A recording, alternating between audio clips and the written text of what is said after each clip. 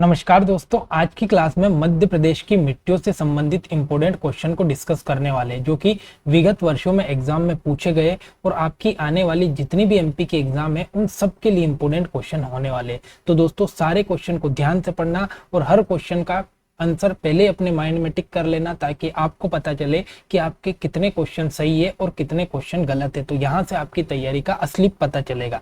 तो सबसे पहला क्वेश्चन आपके सामने आता है कि भारतीय मृदा विज्ञान संस्थान कहाँ पर है। मोस्ट इंपोर्टेंट क्वेश्चन है कि भारत में जो मृदा विज्ञान संस्थान है इसकी स्थापना कहाँ की गई है। और एमपी पुलिस 2017 में ये क्वेश्चन पूछा गया तो आपके लिए इंपोर्टेंट हो जाता है। तो याद रखना है दोस्तों, जो भारत में मृदा विज्ञान संस्थान है इसकी स्थापना कहाँ पर की गई, तो इसकी स्थापना भोपाल में की गई है। ये इंपोर्टेंट चीज आपको याद रखना है। एक और इंपोर्टेंट चीज आपको याद रखना है दोस्तों भोपाल के बारे में कि अगर आपसे पूछे कि भाई भोपाल को जिला कब बनाया गया, तो सन 1972 में भोपाल को जिला बनाया गया। और एक चीज और याद रखना है कि राजा भोज की नगरी के नाम से किसे जाना जाता है, तो भोज की नगरी कह दो, या फिर अगर आपसे पूछे कि झीलों की नगरी किसे कहा जाता है, तो भोज की नगरी या झीलों की नगरी ये किसे कहा जाता है, तो ये भोपाल को कहा जाता है। और एक चीज और याद रखना है कि भोपाल को भारत में कब शामिल किया गया, तो 1 जून 1949 को भारत में भोपाल को प्रजामंडल आंदोलन के तहत शामिल किया गया था। तो इतनी चीजें यहाँ से इस क्वेश्चन के आपको याद रखनी है। अगला क्वेश्चन आपके सामने आता है कि निम्नलिखित में से कौन सी मृदा मध्य प्रदेश में नहीं पाई जाती है। ये नई शब्द आपको हर बार एग्जाम में कंफ्यूज करता है, तो पहले क्वेश्चन को ध्यान से पढ़ना है। यहाँ पर पूछा है कि कौन सी मिट्टी मध्य प्रदेश में नहीं पाई जाती है। तो दोस्तों हम मध्य प्रदेश की बात करें तो मध्य प्रदेश में टोटल 5 प्रकार की मिट्टियां पाई जाती है। कितने प्रकार की? 5 प्रकार की मिट्टियां पाई जाती है। पहली मिट्टी आपको याद रखना है दोस्तों जलोढ़ मिट्टी। दूसरे नंबर पर आता है आपका काली मिट्टी। तीसरे नंबर पर आता है मिश्रित मिट्टी।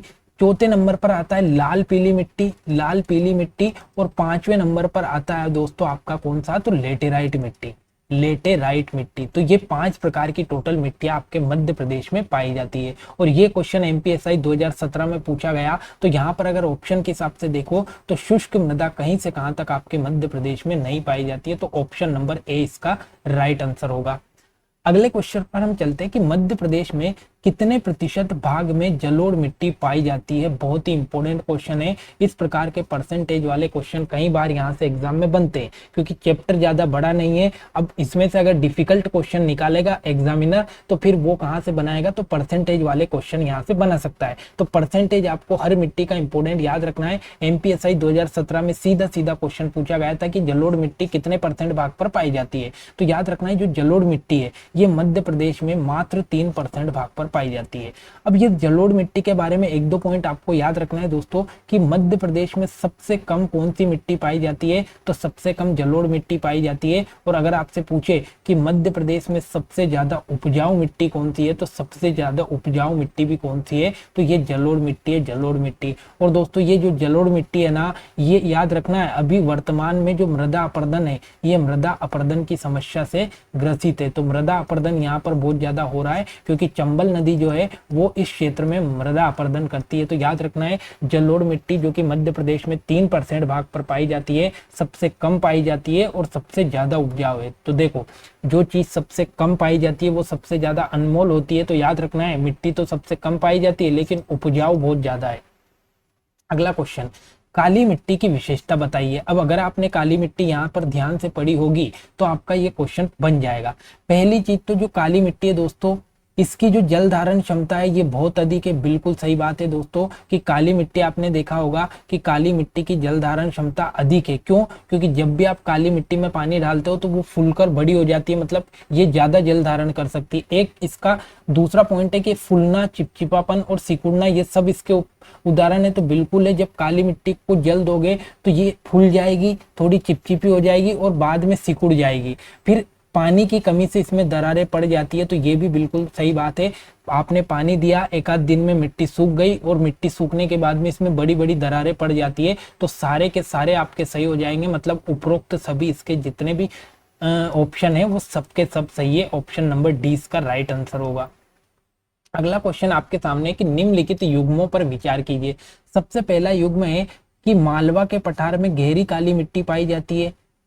इसको अभी हम पेंडिंग में रखते हैं। अगले पर चलते हैं कि बघेलखंड के पठार में लाल पीली मिट्टी पाई जाती है, बिल्कुल सही बात है। उसके बाद में सतपुड़ा के पठार में चिचली काली मिट्टी पाई जाती है, बिल्कुल सही बात है। और निमाड़ क्षेत्र में साधारण काली मिट्टी पाई जाती है, बिल्कुल सही बात है। देखो एक चीज होती है दोस्तों कि अलग अलग बुक के हिसाब से अगर देखोगे तो मालवा के बारे में ये बताया जाता है कि मालवा के पठार में तो साधारण काली मिट्टी पाई जाती है, साधारण काली मिट्टी पाई जाती है। और आपका जो नर्मदा सोन घाटी है, इस नर्मदा सोन घाटी में आपकी गहरी काली मिट्टी पाई जाती है, गहरी काली मिट्टी पाई जाती है। तो ये डाउट सबके यहाँ पर बुक से बना हुआ है। तो मालवा के पठार में हमेशा साधारण मिट्टी, बिल्कुल सही बात है। और नर्मदा में गहरी काली मिट्टी, ये बिल्कुल सही बात है। लेकिन अब इस क्वेश्चन को हम ऑप्शन के हिसाब से देखें तो हमारा दूसरा और तीसरा तो हमेशा सही निकल रही है, मतलब दूसरा और तीसरा तो आपका सही है। अब यहाँ पर जो चौथा है, एक तो ये भी गलत हो सकता है और पहला भी गलत हो सकता है। लेकिन ऑप्शन के हिसाब से देखेंगे तो कहीं पर भी ऐसा नहीं दिखाया गया कि भाई पहला और आपका, सॉरी, ऑप्शन में कहीं पर भी आपका दूसरा और तीसरा सही नहीं बताया गया है, क्योंकि दूसरे और तीसरे के कहीं पर ऑप्शन है ही नहीं। तो ऐसी स्थिति में हम किसको टिक करेंगे? तो ऐसी स्थिति में हम ऑप्शन नंबर डी को टिक करेंगे कि उपरोक्त सभी आपके सही होंगे। ठीक है, अगर आपके यहाँ पर ऑप्शन होता है कि भाई दूसरा और तीसरा सही है तो फिर हम दूसरे और तीसरे को प्राथमिकता देते, क्योंकि बघेलखंड में लाल पीली मिट्टी है और सतपुड़ा में छिछली काली मिट्टी है। बाकी ऊपर के और नीचे वाले में डाउट है, पर ऐसी स्थिति बन रही है कि दूसरा और तीसरा ऑप्शन में नहीं है, तो ऐसी स्थिति में हम ऑप्शन नंबर डी को टिक करेंगे। ठीक है, अगला क्वेश्चन, चावल की खेती के लिए कौन सी मृदा सबसे उपयुक्त है? बहुत ही इंपॉर्टेंट क्वेश्चन है, कई बार एग्जाम में पूछा गया। तो याद रखना है दोस्तों, चावल की खेती के लिए हमेशा जो लाल पीली मिट्टी होती है ना, ये सबसे उपयुक्त मिट्टी होती है। लाल पीली मिट्टी चावल की खेती के लिए बहुत उपयुक्त है। और चावल का सबसे ज्यादा उत्पादन वाला जिला कौन सा है मध्य प्रदेश में? तो बालाघाट जिला आपको याद रखना है। देखो मिट्टी से दोस्तों दो तीन तरह के क्वेश्चन पूछ सकता है। पहला क्वेश्चन आपसे मिट्टी का परसेंटेज पूछ सकता है कि कितना परसेंट है। दूसरा अगर क्वेश्चन आपसे पूछेंगे तो उसके जितने भी अन्य नाम है, अन्य नाम से क्वेश्चन आपसे पूछ सकता है। और तीसरा आपसे पूछेगा कि उसमें कौन सी फसल उगाई जाती है। तो ये यहाँ से आपका ज्यादा क्वेश्चन बनते हैं। तो यहाँ फसलें और आपके नाम और परसेंटेज से क्वेश्चन बनता है। अगला क्वेश्चन आपके सामने है कि निम्नलिखित कथनों में से कौन सा कथन सही है। अब सारे कथन को हम ध्यान से पढ़ेंगे और उस हिसाब से हम क्वेश्चन को टिक करेंगे। देखो मध्य प्रदेश में सर्वाधिक लाल पीली मिट्टी का विस्तार है, ये बिल्कुल गलत है। क्यों? क्योंकि मध्य प्रदेश में सबसे ज्यादा तो काली मिट्टी पाई जाती है। तो ये आपका पहला वाला गलत हो गया। अगला, काली मृदा को चेरनोजम मृदा भी कहा जाता है, बिल्कुल सही बात है। काली मृदा जो है दोस्तों, इसको चेरनोजम मृदा भी कहा जाता है, इसको कपासी मृदा भी कहा जाता है, इसको आपका भर्री मृदा भी कहा जाता है, इसको कन्हन मृदा भी कहा जाता है, कन्हन मृदा भी कहा जाता है। तो ये चीज, इतने नाम आपको काली मिट्टी के याद रखना है, मतलब दूसरा वाला ऑप्शन सही है। अगला, कपास के लिए जलोढ़ मृदा उपयुक्त है, बिल्कुल गलत बात है, क्योंकि कपास के लिए तो काली मिट्टी सबसे अच्छी होती है। तो काली मिट्टी आपको याद रखना है। और अगला है चंबल घाटी में मिश्रित मृदा पाई जाती है, ये भी बिल्कुल गलत बात है दोस्तों, क्योंकि चंबल घाटी में तो आपका जलोढ़ मिट्टी पाई जाती है, जलोढ़ मिट्टी पाई जाती है, ना कि मिश्रित मिट्टी। तो अगर इसका राइट आंसर देखें तो ऑप्शन नंबर बी इसका राइट आंसर होगा, क्योंकि सिर्फ बी वाला ही सही है, बाकी सारे के सारे ऑप्शन आपके गलत है। अगला, दक्षिणी बुंदेलखंड क्षेत्र में साधारणतः निम्नलिखित में से किस प्रकार की मृदा पाई जाती है? अब पूछा क्या है? दक्षिणी बुंदेलखंड। अब दक्षिणी बुंदेलखंड की हम बात करें दोस्तों, तो दक्षिणी बुंदेलखंड देखने से पहले मैं आपको थोड़ा सा यहाँ पर चीजें बता देता हूँ। मान लो मैंने ये आपके सामने एमपी का मैप ड्रॉ किया, ठीक है, ये एमपी का मैप, हम थोड़ा सा साधारण सा मैप बनाते ताकि आपको चीजें सारी क्लियर हो जाएगी।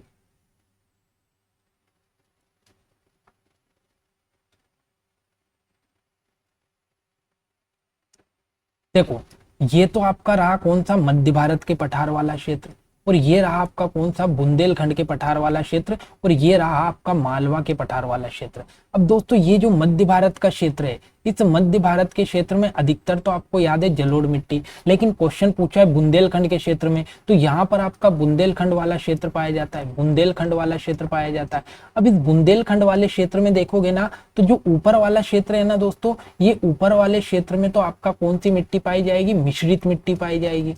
कौन सी मिट्टी है? मिश्रित मिट्टी। लेकिन ये जो नीचे वाला क्षेत्र है जो कि मालवा से लग रहा है, इस मालवा वाले क्षेत्र में आपका यहाँ पर काली मिट्टी पाई जाती है। तो मतलब दक्षिणी बुंदेलखंड जो है, इस दक्षिणी बुंदेलखंड में काली मिट्टी पाई जाती है, और बुंदेलखंड का जो उत्तरी क्षेत्र है इसमें आपका मिश्रित मिट्टी पाई जाती है। मतलब बुंदेलखंड का जो क्षेत्र मालवा से लग रहा है ना, उस क्षेत्र में काली मिट्टी पाई जाती है, और बुंदेलखंड का दक्षिणी क्षेत्र मालवा से लग रहा है, तो इसीलिए हम दक्षिणी क्षेत्र में काली मिट्टी को टिक करेंगे, और एग्जाम में क्वेश्चन पूछा गया है। अगला क्वेश्चन आपके सामने है कि मध्य प्रदेश में काली मिट्टी के क्षेत्र का विस्तार मालवा के अतिरिक्त कहाँ पाया गया? बड़ा इंपॉर्टेंट क्वेश्चन है। मैंने आपको ये कहा कि जो आपका मध्य प्रदेश है, इस मध्य प्रदेश में टोटल 3 ऐसे क्षेत्र है जहां पर आपकी काली मिट्टी पाई जाती है। पहला क्षेत्र तो आपको मालवा का पठार याद रखना है। दूसरा क्षेत्र आपको याद रखना है नर्मदा सोन घाटी, नर्मदा सोन घाटी।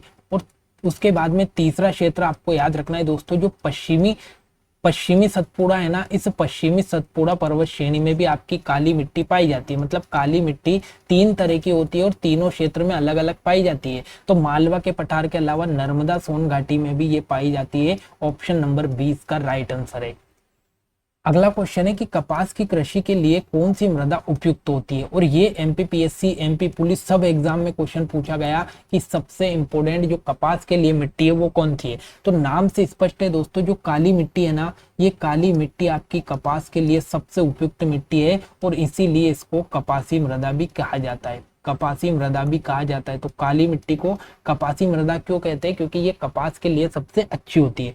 ये काली मिट्टी का निर्माण एक बार समझ लो दोस्तों, ये काली मिट्टी का निर्माण कैसे होता है? तो याद रखना है दोस्तों, जब भी ज्वालामुखी का उद्गार होता है, और इस ज्वालामुखी के उद्गार से क्या निकलता है? तो इससे लार्वा निकलता है, और जब ये लार्वा समय के साथ ठंडा होता है तो एक चट्टान बनाता है जिसका नाम है बेसाल्ट चट्टान। बेसाल्ट चट्टान।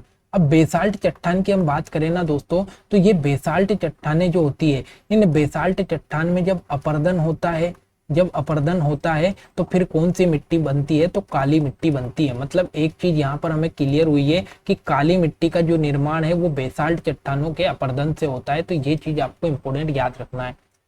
अगला, काली मिट्टी के रंग के लिए कौन जिम्मेदार है? बड़ा ही इंपॉर्टेंट है। देखो, काली मिट्टी का जो रंग है उसके लिए एक तत्व जिम्मेदार है जिसको कहा जाता है टिटेनीफेरस मैग्नेटाइट। मोस्ट इंपोर्टेंट तत्व आपको याद रखना है। टिटेनीफेरस मैग्नेटाइट जो तत्व है ये काली मिट्टी के लिए जिम्मेदार है। ऑप्शन नंबर आपका ए हो जाएगा।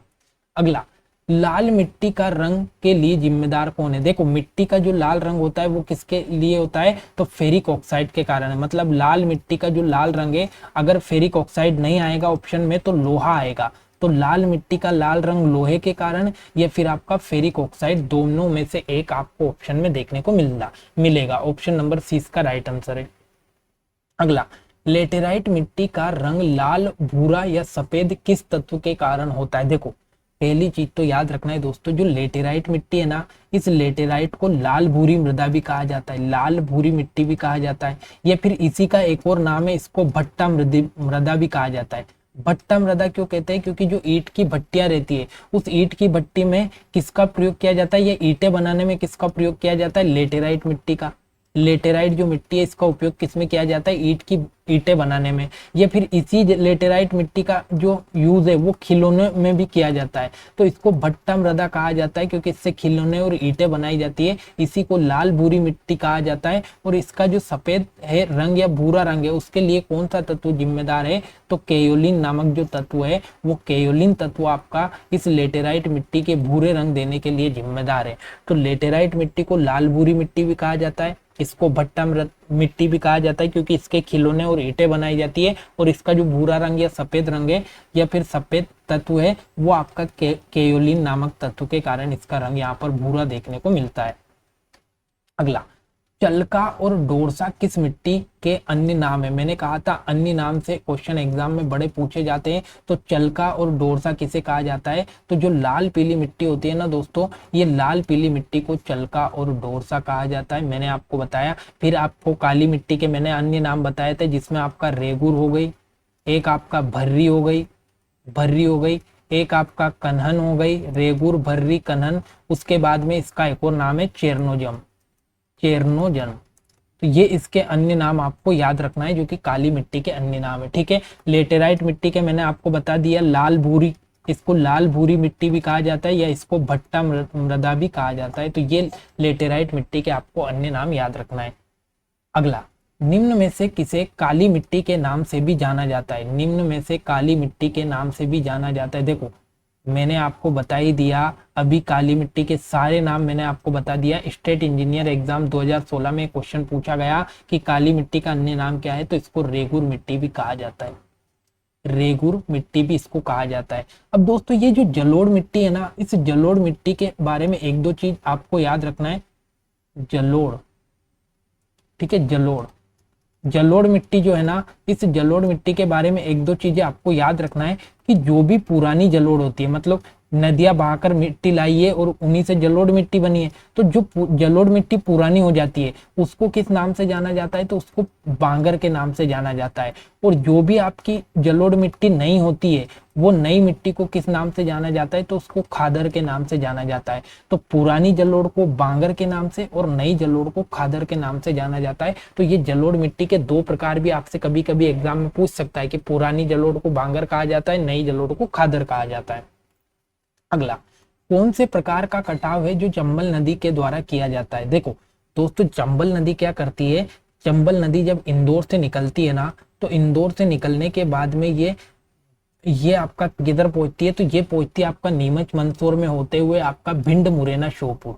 भिंड हो गया आपका, एक मुरैना हो गया आपका, और एक श्योपुर। ये तीन जिले बड़े इंपॉर्टेंट है। इन तीन जिलों में क्या करती है दोस्तों, ये स्पीड के साथ मृदा का अपरदन करती है।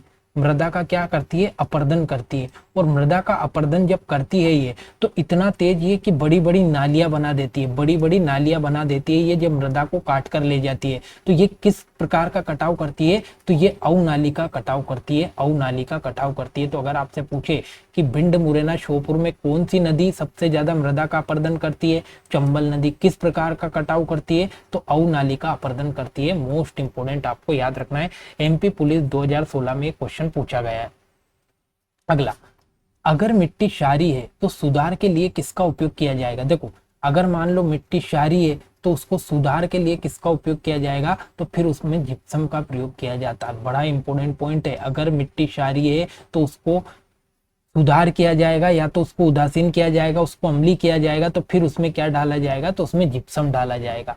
अगला, मध्य प्रदेश में धान की खेती के लिए सबसे उपयुक्त लाल पीली मृदा का विस्तार किस जिले में पाया जाता है? मोस्ट इंपोर्टेंट है। देखो लाल पीली मिट्टी का जो विस्तार है दोस्तों, अगर आप देखोगे तो बघेलखंड वाले क्षेत्र में कुछ आपका दिखाई देगा, आपका नीचे बालाघाट वाले क्षेत्र में। तो ये जो धान की खेती के लिए सबसे ज्यादा उपयुक्त मिट्टी है वो आपको बालाघाट क्षेत्र में आपको देखने को मिलती है। तो ये इंपॉर्टेंट पॉइंट आपको याद रखना है। और बालाघाट में ही धान की सबसे ज्यादा खेती होती है, जो कि पहले नंबर पर है MP में धान के लिए। अगला, क्षारीय मृदा किस क्षेत्र में पाई जाती है? मोस्ट इंपोर्टेंट, देखो कोई भी मिट्टी अगर क्षारीय है तो वो किस क्षेत्र में पाई जाएगी? तो कम वर्षा वाले क्षेत्र में आपकी क्षारीय मिट्टी पाई जाती है। तो ये चीज आपको याद रखना है, क्षारीय मिट्टी कौन से क्षेत्र में पाई जाएगी? तो जहां पर भी आपकी वर्षा कम हो रही है वहां पर क्षारीय मृदा देखने को मिलती है। अगला, अम्लीय मृदा का pH मान कितना होता है? देखो एक चीज आपको याद रखना है दोस्तों कि मिट्टियां अगर हम देखें तो आपने अभी क्या सुना? तो एक तो आपने सुना है मिट्टी क्षारीय कैसी है, और एक आपने सुना है अम्लीय है, एक आपने सुना अम्लीय है। अब दोस्तों देखना, ये जो मिट्टी है ना, इसको क्षारीय और अम्लीय कहाँ से नापा जाता है? तो एक स्केल आती है जिसका नाम है pH स्केल, और इसी pH स्केल से बताया जाता है कि मिट्टी क्षारीय है कि अम्लीय है। अब इस pH स्केल में दोस्तों 1 से लेकर 14 तक की गिनती होती है, 1 से लेकर 14 तक की इसमें गिनती होती है, और बीच में होता है 7। अब दोस्तों अगर 1 से लेकर 7 तक की बात करें तो मिट्टी में अगर 1 से 7 तक का नंबर आ रहा है तो वो मिट्टी कैसी है? अम्लीय है। अगर मिट्टी में 7 से लेकर 14 के बीच में नंबर आता है तो मिट्टी कैसी है? क्षारीय है। और अगर मिट्टी में 7 नंबर आता है तो मिट्टी कैसी है? उदासीन है। ना तो क्षारीय है और ना अम्लीय है, मतलब मिट्टी कैसी है? उदासीन है। तो क्षारीय मृदा का pH मान कितना होना चाहिए? तो 7 से कम होना चाहिए। सॉरी, अम्लीय मृदा का pH मान कितना होना चाहिए? 7 से कम। देखो यहाँ से 7 से कम है, मतलब क्या है? ये 7 से कम वाले जितने भी है वो अम्लीय है। तो अम्लीय के लिए 7 से कम होना चाहिए और क्षारीय के लिए 7 से ज्यादा होना चाहिए। ये चीज आपको याद रखना है। और उदासीन के लिए 7 होना चाहिए।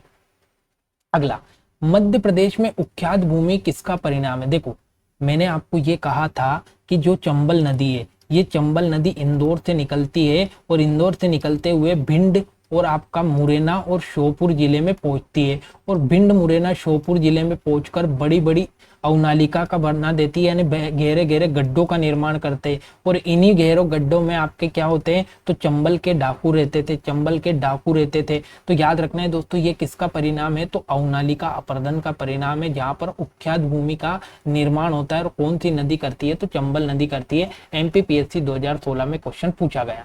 अगला, मध्य प्रदेश के किस जिले में मृदा अपरदन की समस्या सर्वाधिक है। मैंने आपको कहा था 3 जिले आपको याद रखना है, एक तो भिंड, एक आपका मुरैना और एक आपका श्योपुर।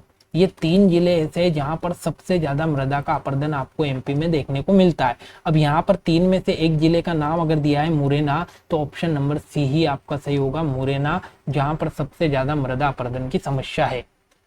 अगला, किस मृदा का उपयोग मिट्टी के बर्तन या ईंटें बनाने के लिए किया जाता है। स्टार्टिंग में ही मैंने आपको बता दिया था दोस्तों कि एक मिट्टी है जिसका नाम है लेटेराइट मिट्टी। और लेटेराइट मिट्टी की एक बात याद रखना है दोस्तों, ये कहाँ पर पाई जाती है, तो पर्वतीय क्षेत्र में पाई जाती है। और मध्य प्रदेश का पर्वतीय क्षेत्र है सतपुड़ा पर्वतमाला। तो इस सतपुड़ा पर्वत का भी जो पूर्वी सतपुड़ा है, इस पूर्वी सतपुड़ा में आपका लेटेराइट मिट्टी पाई जाती है, जिसका निर्माण मिट्टी के बर्तन और ईंटें बनाने में किया जाता है। तो ये इंपॉर्टेंट पॉइंट आपको याद रखना है।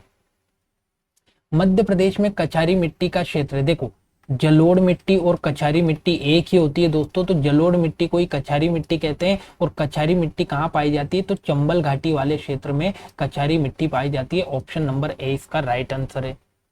अगला, निम्नलिखित में से कौन सी विशेषता मध्य प्रदेश की काली मिट्टी के संदर्भ में सही नहीं है। अब काली मिट्टी अगर हमने पढ़ी होगी तो यहाँ पर सारी चीजें अपने को याद हो जाएगी। पहला, काली मिट्टी को कपास की मिट्टी के रूप में जाना जाता है, बिल्कुल सही बात है, इसको कपासी मृदा कहा जाता है। इसमें नमी धारण करने की क्षमता अधिक होती है, बिल्कुल सही बात है, इसमें नमी धारण करने की क्षमता अधिक होती है। अगला, काली मिट्टी में रेत की मात्रा अलग अधिक होती है, बिल्कुल गलत बात है। ये जो रेत की मात्रा है दोस्तों, ये तो जलोढ़ मिट्टी में अधिक होती है, ना कि काली मिट्टी में। और इसकी संरचना गाढ़धार लेकिन कभी कभी भुरभुरी होती है। तो ये बात भी आपकी सही बात है। तो ऑप्शन नंबर सी इसका राइट आंसर होगा, क्योंकि इसमें बताना था कौन सा सही नहीं है। ठीक है, तो सही नहीं कौन सा है आपका, ऑप्शन नंबर सी, काली मिट्टी में रेत धारण करने की क्षमता अधिक होती है। ये बात इन्होंने बिल्कुल गलत कही है।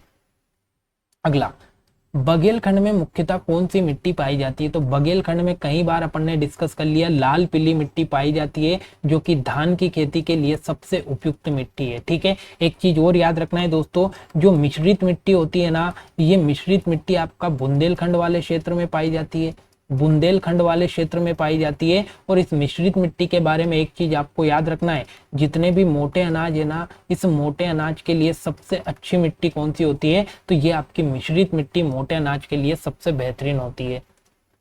अगला, मध्य प्रदेश में कछारी मिट्टी कहाँ पाई जाती है, चंबल घाटी क्षेत्र में, ऑप्शन रिपीट हो गया। अगला, किस मिट्टी को स्वयं जोत वाली मिट्टी कहा जाता है, बड़ा ही इंपॉर्टेंट पॉइंट है, स्वयं जोत वाली मिट्टी कहा जाता है किसको, तो याद रखना है जो काली मिट्टी है दोस्तों, इस काली मिट्टी को स्वयं जोत वाली मिट्टी भी कहा जाता है। ये क्वेश्चन भी कई बार एग्जाम में पूछा गया। तो काली मिट्टी का एक और नाम निकल कर आया, स्वयं जोत वाली मिट्टी। तो ये नाम भी काली मिट्टी का आपको याद रखना है। काली मृदा को चेरनोजम किस कारण से कहा जाता है। अब चेरनोजम इसको क्यों कहा जाता है, इसका कारण क्या है, ये आपको बताना है। देखो, काली मिट्टी का एक और नाम मैंने आपको बताया था क्या, कि इसे चेरनोजम भी कहा जाता है। लेकिन चेरनोजम कहा क्यों जाता है, क्योंकि दोस्तों काली मिट्टी में जो कैल्शियम होता है, इस कैल्शियम की अधिकता होती है। और इसी कैल्शियम की अधिकता के कारण इसका नाम क्या दिया गया, तो इसको चेरनोजम कहा गया। ऑप्शन नंबर ए इसका राइट आंसर है। अगला, मध्य प्रदेश के किस क्षेत्र में काली मिट्टी नहीं पाई जाती है। देखो, मैंने आपको कहा मालवा के पठार में काली मिट्टी पाई जाती है, कौन सी, साधारण। नर्मदा के क्षेत्र में काली मिट्टी पाई जाती है, कौन सी, गहरी। सतपुड़ा के क्षेत्र में काली मिट्टी पाई जाती है, कौन सी, छिछली। लेकिन दोस्तों जो बघेलखंड है, इस बघेलखंड के पठार में काली मिट्टी नहीं पाई जाती है। तो ऑप्शन नंबर सी इसका राइट आंसर है। इसने पूछा काली मिट्टी कहाँ नहीं पाई जाती है, तो बघेलखंड में नहीं पाई जाती है, बाकी तीनों ऑप्शन में पाई जाती है। तो ये एमपीपीएससी एग्जाम का क्वेश्चन है। तो दोस्तों ये आज का इम्पोर्टेंट टॉपिक था जिसमें हमने मिट्टियों को कवर किया और मिट्टियों से जितने भी क्वेश्चन बनते थे वो सारे अपन ने कवर कर लिए। पूरे एमपी जीके को इसी प्रकार से टॉपिक वाइज हम कवर करने वाले हैं, तो बने रहे आखिरी तक। अगर चैनल को आपने सब्सक्राइब नहीं किया तो चैनल को जरूर सब्सक्राइब कर ले। मिलते हैं अगली क्लास में एक नए टॉपिक के साथ, तब तक के लिए जय हिंद।